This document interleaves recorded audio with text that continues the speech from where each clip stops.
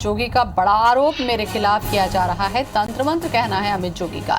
बिलासपुर के मोतिमपुर में तंत्र मंत्र का आरोप लगाया गया है। सरकारी तंत्र काम नहीं आया तो तंत्र मंत्र का सहारा लिया जा रहा है। जोगी परिवार से लगाव रखने वाले सज्जन ने करवाया है तंत्र मंत्र। इन सब बातों से मैं कदापि भयभीत नहीं हूं। तो मरवाही उपचुनाव में अब तंत्र मंत्र की एंट्री, कहना है जेसीसीजे अध्यक्ष अमित जोगी का। उन्होंने बड़ा आरोप लगाया, कहना है उनका कि मेरे खिलाफ तंत्र मंत्र किया जा रहा है। अमित जोगी बिलासपुर के मोतिमपुर में तंत्र मंत्र का आरोप लगाए हैं। सरकारी तंत्र काम नहीं आया तो तंत्र मंत्र का सहारा लिया जा रहा है।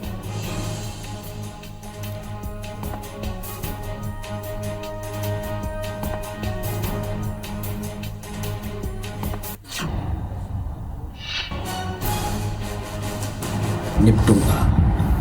मुझे जानकारी मिली है कि इस कहावत को चरितार्थ करते हुए जब मुझे फंसाने में सरकारी तंत्र काम नहीं आया तो जोगी परिवार से विशेष लगाव रखने वाले एक सज्जन ने अपनी पार्टी प्रत्याशी की चयन की आड़ में कल बिलासपुर के मोतिमपुर में मेरे विरुद्ध तंत्र मंत्र करना शुरू कर दिया है।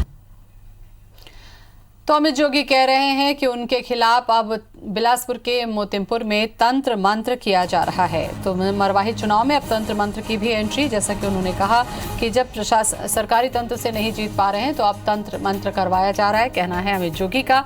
इन सब बातों से मैं भयभीत नहीं होता, हालांकि ये भी उन्होंने कहा है। बिलासपुर के मोतिमपुर में तंत्र मंत्र का आरोप लगाया गया है। सरकारी तंत्र जब काम नहीं आया तो कह रहे हैं अमित जोगी की अब तंत्र मंत्र का सहारा लिया जा रहा है।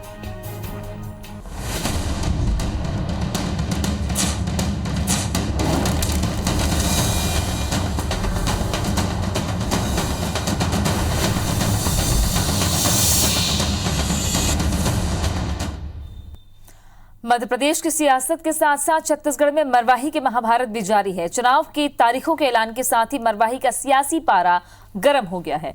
मरवाही में इस बार सत्ता, सम्मान और साख की सीधी लड़ाई होने जा रही है। सरकार की जहां प्रतिष्ठा दांव पर है, वहीं जोगी परिवार का अस्तित्व दांव पर लगा है। बीजेपी अपनी खोई जमीन की खातिर दांव लगा रही है। ऐसे में कोई भी दल आसानी से इस सीट को अपने हाथ से जाने नहीं देना चाहता है।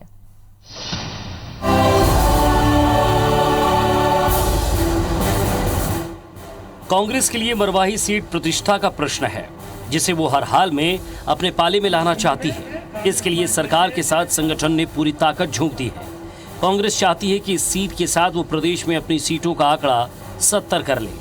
भाजपा भी केंद्र की मोदी सरकार के कामकाज के भरोसे अपनी साख बचाने के लिए मरवाही में जमीन तलाश रही है। भाजपा यहाँ पर कांग्रेस और जोगी कांग्रेस के अंतर्द्वंद का लाभ लेना चाहती है। हालांकि उसके पास केंद्र सरकार के कार्यों के अलावा कोई और ठोस मुद्दा नहीं है। जोगी की पार्टी इसे सत्ता और सम्मान के बीच की लड़ाई बता रही है और उसे सहानुभूति लहर की उम्मीद भी है। अजीत जोगी के उत्तराधिकारी के तौर पर उनके बेटे अमित जोगी मरवाही सीट पर अपना अस्तित्व बरकरार रखना चाहते हैं। कुल मिलाकर पार्टियों ने मरवाही में अपनी पूरी ताकत झोंक दी है।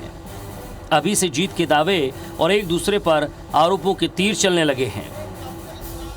वो खुद अपने फ्रस्ट्रेशन में है, उनको कोई रास्ता नहीं मिल रहा है। इस मरवाई में 5 साल तक वो विधायक रहे और 5 साल में उन्होंने कुछ किया नहीं, इसलिए क्षेत्र की जनता उनको नकार चुकी है।